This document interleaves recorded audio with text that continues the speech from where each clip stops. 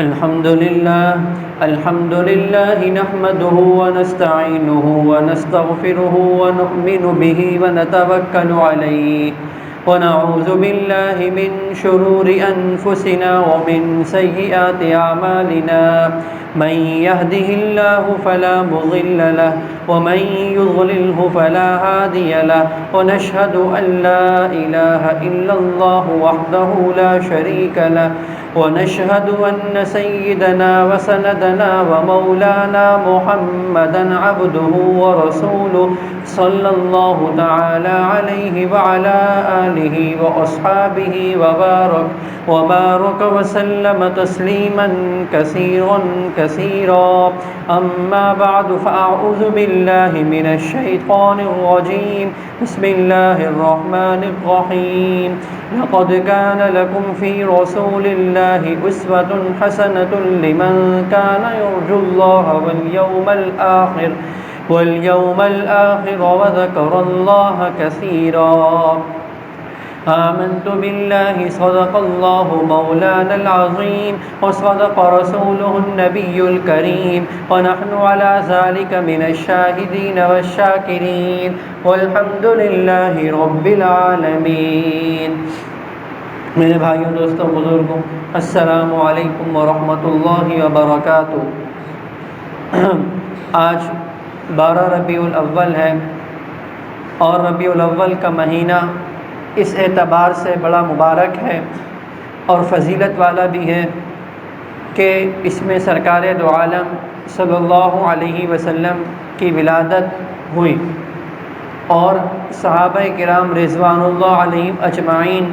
فرماتے ہیں کہ اس دن سے زیادہ خوشی کا دن کوئی نہیں تھا کہ جس دن آپ صلی اللہ علیہ وسلم کی ولادت ہوئی۔ لیکن جیسے میں نے پہلے بھی کہا کہ اس مہینے میں ولادت تو ہوئی، اسی طریقے سے اس مہینے میں وفات بھی ہوئی، اور اسی طریقے سے تاریخ متعین نہیں ہے۔ راجح قول کے مطابق 8 ربیع الاول یہ ولادت کی تاریخ ہے۔ مشہور لوگوں کے اندر یہ ہے کہ 12 ربیع الاول یہ ولادت کی تاریخ ہے، لیکن یہ صحیح قول نہیں ہے، بلکہ صحیح قول کے مطابق 8 ربیع الاول، راجح قول کیا ہے کہ 8 ربیع الاول کو آپ صلی اللہ علیہ وسلم کی ولادت ہوئی۔ اسی مہینے میں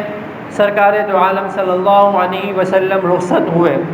صحابہ کرام کے لیے وہ غم کا پہاڑ تھا، وہ دن بڑا غمناک تھا کہ جس دن آپ صلی اللہ علیہ وسلم دنیا سے پردہ فرما گئے۔ حضرت عمر رضی اللہ تعالی عنہ کے بارے میں آتا ہے کہ غم کی یہ حالت تھی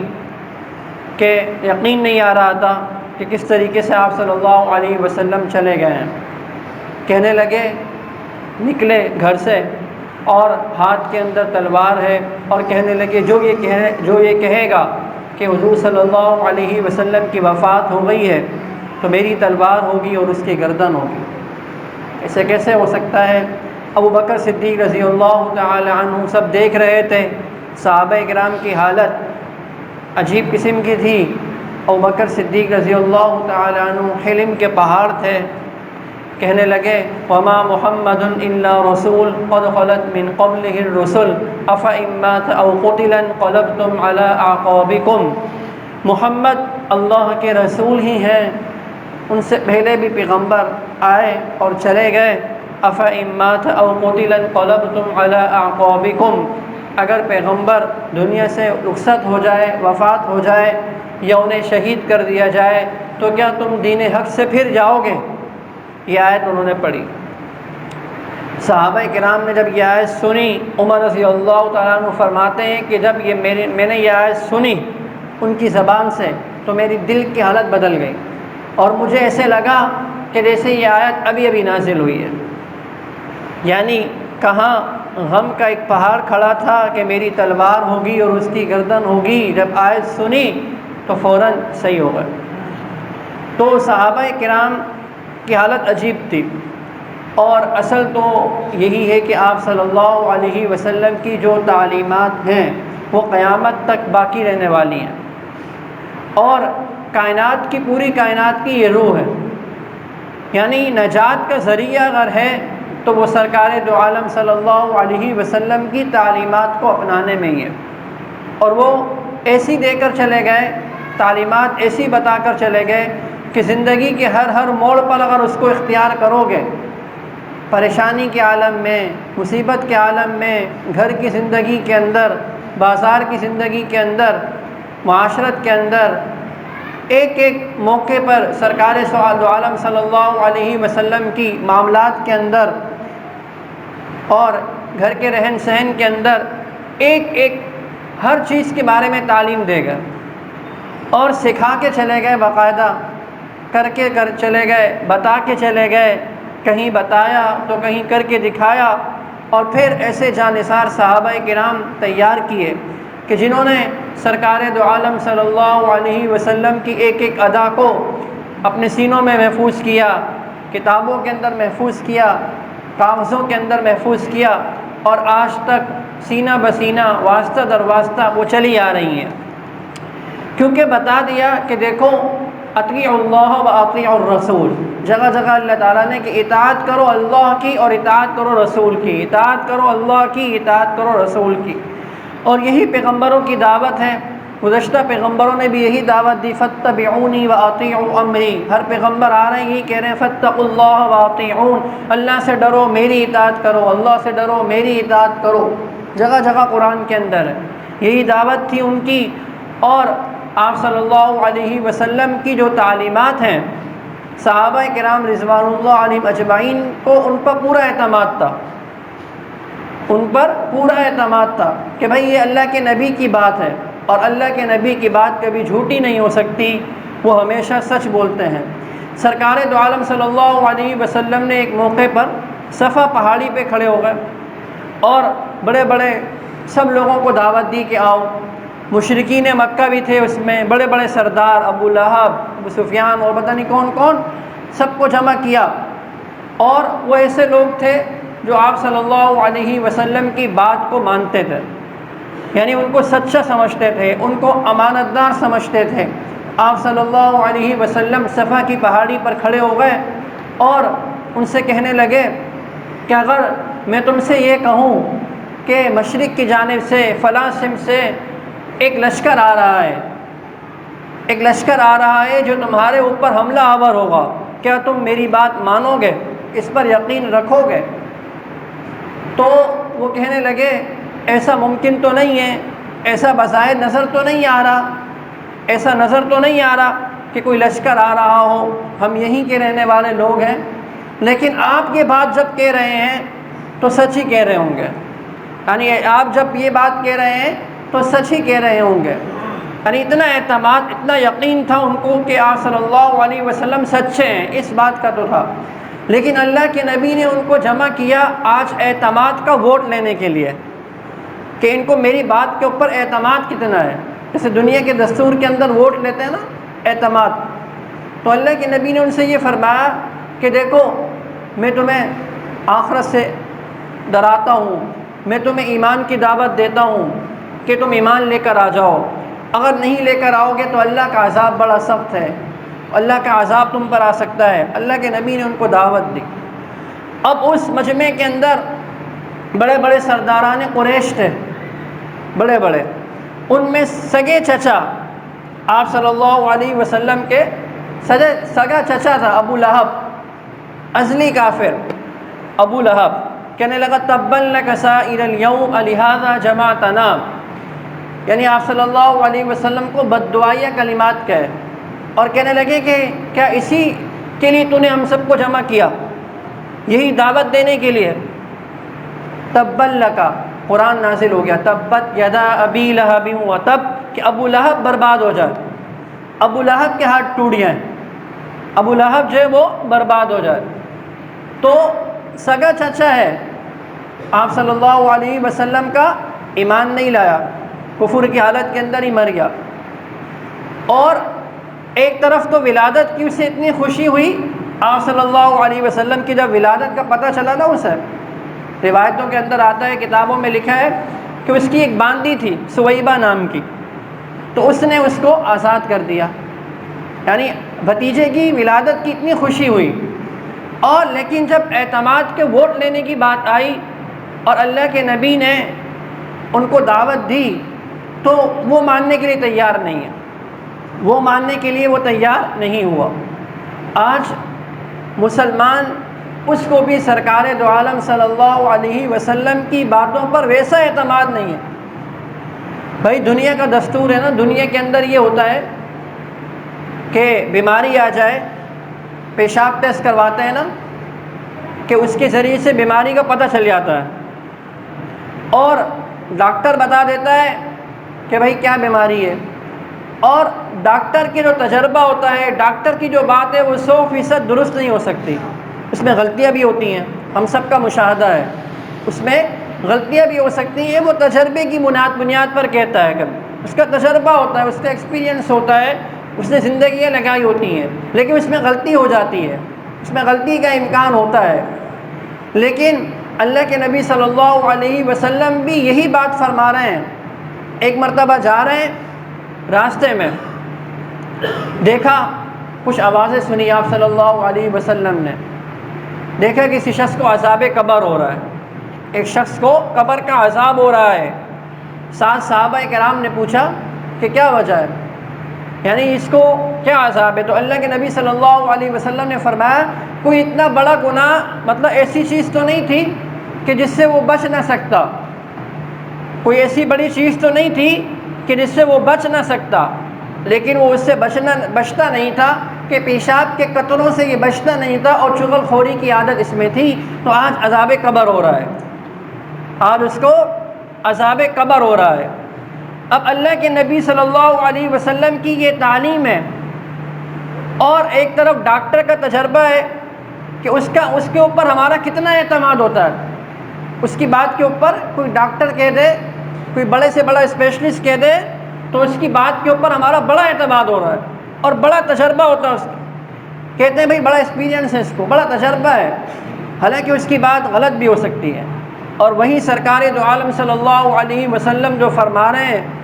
اس کی وہ زندگی کے اندر کتنا ہے، تو آپ صلی اللہ علیہ وسلم کی تعلیمات پر اعتماد، عمل، یہ صحابہ کرام رضوان اللہ علیہم اجمعین کی زندگیوں کے اندر بہت زیادہ تھا۔ اتباع، ایک صحابی ہیں آپ صلی اللہ علیہ وسلم کی خدمت میں حاضر ہوئے، حضرت وائل بن حجر ان کا نام تھا، ان کے بال تھوڑے لمبے تھے، بڑے بڑے بال تھے، تو آپ صلی اللہ علیہ وسلم نے ان سے فرمایا ذباب ذباب، یہ الفاظ استعمال فرمائے، تو وہ سمجھے کہ شاید آپ صلی اللہ علیہ وسلم یہ فرما رہے ہیں کہ اپنے بالوں کو کیا ہے کٹوا لو، یعنی بہت بڑے لگ رہے ہیں، اچھے نہیں لگ رہے، تو انہوں نے کٹوا دیے بالوں کو۔ دوسرے دن آئے آپ صلی اللہ علیہ وسلم نے ان سے پوچھا کہ تمہارے بال کہاں گئے، کیا ہوا، کیوں کٹوائے؟ میں نے تم سے یہ کہا نہیں تھا لیکن تم نے اچھا کیا، تم نے اچھا کیا۔ یعنی وہ ایسے صحابہ کرام تھے، وہ اشاروں کے ذریعے سمجھ لیا کرتے تھے باتیں، یعنی ایسی اتباع تھی اور ایسا اعتماد تھا۔ ایک مرتبہ آپ صلی اللہ علیہ وسلم منبر پر تشریف لائے اور آپ صلی اللہ علیہ وسلم نے فرمایا اجلسو، بیٹھ جاؤ۔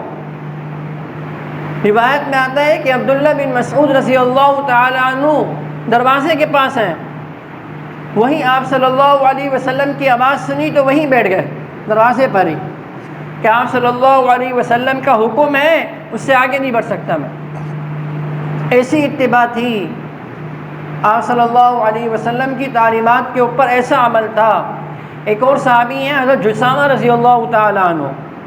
حضرت عمر رضی اللہ تعالیٰ عنہ نے ان کو کسی بادشاہ کی خدمت میں بھیجا، بادشاہ کے پاس بھیجا، ہرقل کوئی بادشاہ تھا، دعوت دینے کے لیے، تو اس ہرقل بادشاہ نے ان کو ایک سونے کی کرسی پر بٹھا دیا، سونے کی کرسی پر بٹھا دیا، انہیں پتہ نہیں چلا تھا، بے خیالی میں وہ کہتے ہیں کہ میں بیٹھ گیا، بے خیالی میں میں بیٹھ گیا، لیکن جیسے ہی مجھے پتہ چلا تو میں فوراً وہاں سے اٹھ گیا۔ انہوں نے کہا کہ یہ کیا، سونے کی کرسی منگوائی گئی ہے، اتنا اکرام کیا آپ کا، اس سے کیوں اٹھ رہے ہیں؟ تو انہوں نے فرمایا کہ سرکار دو عالم صلی اللہ علیہ وسلم نے مجھے اس سے منع فرمایا ہے، یہ ان کی تعلیم ہے، یعنی جو آپ صلی اللہ علیہ وسلم نے فرمایا ہے دنیا والے کچھ بھی کہتے رہیں، انہیں اس کی پرواہ نہیں ہوتی تھی، اللہ کے نبی نے جو کیا ہے وہ کرنا ہے، دنیا والے کچھ بھی کہتے رہیں۔ انہیں اس بات کی پرواہ نہیں ہوتی تھی۔ دنیا والے مذاق اڑا رہے ہیں، اڑاتے رہیں، دنیا والے برا بھلا کہہ رہے ہیں، کہتے رہیں، لیکن ہم نے تو اس کو ماننا ہے جو اللہ کے نبی صلی اللہ علیہ وسلم نے فرمایا۔ آج دیکھیے ہماری زندگی کے اندر یہ جو دن ہے نا، ربیع الاول کا جو دن ہوتا ہے، ربیع الاول کے جو مہینہ آتا ہے، ہر سال آ رہا ہے، یہ تجدید عہد کا دن ہے، تھوڑا سا غور و فکر کرنے کا دن ہے کہ ہماری زندگی کے اندر آپ صلی اللہ علیہ وسلم کی تعلیمات کتنی ہیں۔ ہر آدمی اپنا اپنا جائزہ لے، ہر آدمی اپنا اپنا جائزہ لے، اپنا لباس، اپنا رہن سہن، اپنے کھانے پینا، ہماری شادی بیاہ، ہماری غمی کی تقریبات اور ہماری تعلیم، یہ ساری چیزیں اللہ کے نبی صلی اللہ علیہ وسلم کی تعلیمات کے مطابق ہیں یا نہیں ہیں۔ اور جیسے میں نے کہا نا کہ کامیابی اسی کے اندر ہے، اللہ کے نبی صلی اللہ علیہ وسلم کی تعلیمات کو اپنانے میں ہے۔ آج سب کچھ ہو رہا ہے، جلوس بھی ہو رہے ہیں اور تقریبات بھی منعقد ہو رہی ہیں، سب کچھ ہو رہا ہے، اور گھروں کو بھی سجا لیا ہے، مسجدوں کو بھی سجا لیا گیا ہے، کوئی جگہ ایسی نہیں چھوڑی گئی کہ جہاں جو سجنے سے رہ گئی ہو، لیکن دل اللہ کے نبی صلی اللہ علیہ وسلم کی تعلیمات سے کتنا سجا ہے، اس کی فکر کوئی نہیں، اس کی فکر کوئی نہیں، اور نہ فکر کی کوئی جستجو ہے کہ بھائی کچھ غور کر لیا جائے کہ اللہ کے نبی کے جانثار صحابہ کرام کی زندگی کے اندر پتہ نہیں کتنی مرتبہ یہ ولادت کے دن آئے، پتہ نہیں کتنی مرتبہ ربیع الاول کے مہینے آئے، اور ان سے بڑا عاشق رسول کوئی نہیں، ان سے بڑا متبع رسول کوئی نہیں، ان سے بڑا جانثار کوئی نہیں، تو ان کو کیا خوشی نہیں تھی اللہ کے نبی صلی اللہ علیہ وسلم کی ولادت کی؟ اور صحابہ کرام خود کہتے ہیں کہ اس سے زیادہ خوشی کا دن کون سا ہو سکتا ہے، لیکن کیا انہوں نے جھنڈیاں لگا کر، جیسے جلوس کر کے، کھانے پینے تقسیم کر کے اللہ کے نبی کا برتھ ڈے منایا؟ نہیں منایا۔ دیکھیے اسلام کے اندر اگر پیدائش کے دن کے منانے کی اجازت اور گنجائش ہوتی، یعنی پیدائش کا دن منانے کی گنجائش ہوتی، تو اللہ کے نبی صلی اللہ علیہ وسلم کا دن، ولادت کا دن، وہ سب سے بڑا دن تھا کہ جس کو کیا ہے، جس دن سالگرہ منائی جاتی، جس دن جو ہے وہ برتھ ڈے منائی جا رہی ہوتی، کیک کاٹے جا رہے ہوتے، نہیں، کیونکہ بتا دیا کہ دیکھو اصل چیز جو ہے وہ اللہ کے نبی صلی اللہ علیہ وسلم کی تعلیمات کو اپنانے میں ہے۔ جو جتنا اللہ کے نبی کے طریقے پر عمل کر رہا ہوگا، اسے اللہ کے نبی کا اتنا ہی قرب حاصل ہوگا، اسے جنت کے اعلیٰ درجات اتنے ہی زیادہ مل رہے ہوں گے، اللہ کی محبت اسے اتنی ہی زیادہ ہوگی۔ خود قرآن نے فیصلہ کیا ہے نا، قُلْ إِن كُنتُمْ تُحِبُّونَ اللَّهَ فَاتَّبِعُونِي، اگر تمہیں اللہ سے محبت ہے آپ یہ اعلان کر دیجئے، اللہ فرما رہے قرآن کے اندر آپ یہ کہہ دیجئے، اگر تمہیں اللہ سے محبت ہے فَاتَّبِعُونِي، تو میری اتباع کرو، يُحْبِبْكُمُ اللَّهُ، اللہ بھی تم سے محبت کرے گا، وَيَغْفِرْ لَكُمْ ذُنُوبَكُمْ، اور تمہارے گناہوں کو بھی کیا کر دے گا، معاف کر دے گا۔ تو معیار بتا دیا، اتنی بڑی بات قرآن نے خود کہہ دی، اللہ نے خود فرما دی قرآن کے اندر،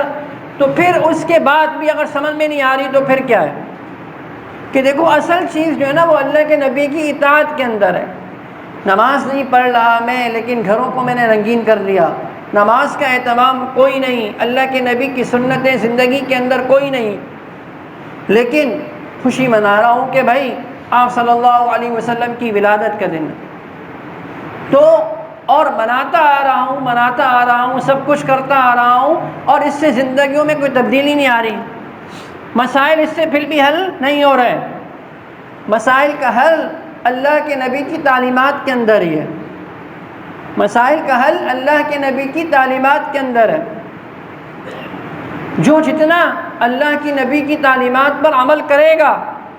اللہ کے نبی کے طریقوں کو زندہ کرے گا، اس کی زندگی اتنی ہی زیادہ پرسکون ہوگی۔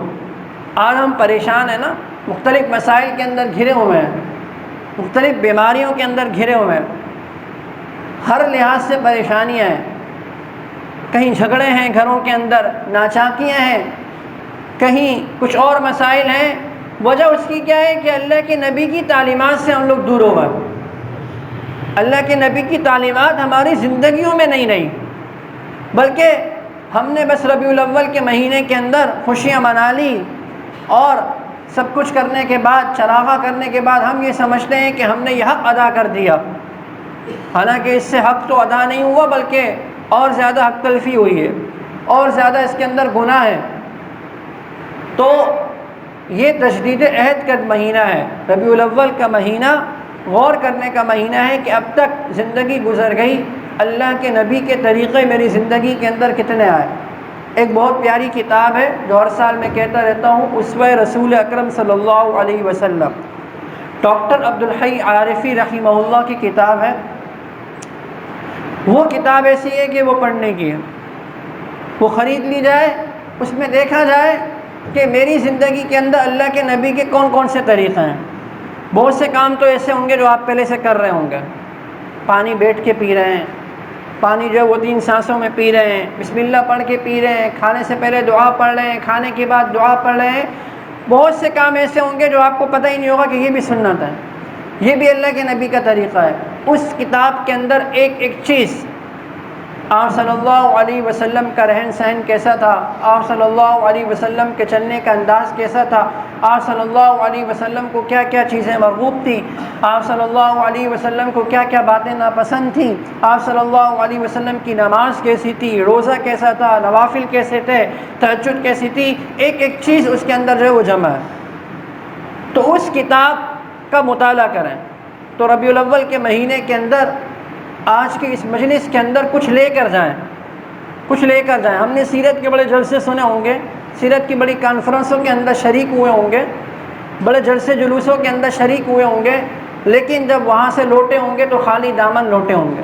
کہ زندگی میں کوئی تبدیلی پیدا نہیں ہوئی، زندگی میں کوئی تبدیلی نہیں آئی، نہ کوئی جذبہ پیدا ہوا۔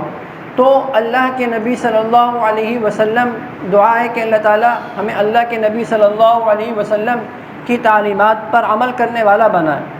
اور صحیح معنی میں ربیع الاول کے جو تقاضے ہیں ان پر عمل کرنے والا بنائے، اور ہمیں اس بات کو سمجھنے کی توفیق عطا فرمائے کہ اصل جو کام کرنے کا ہے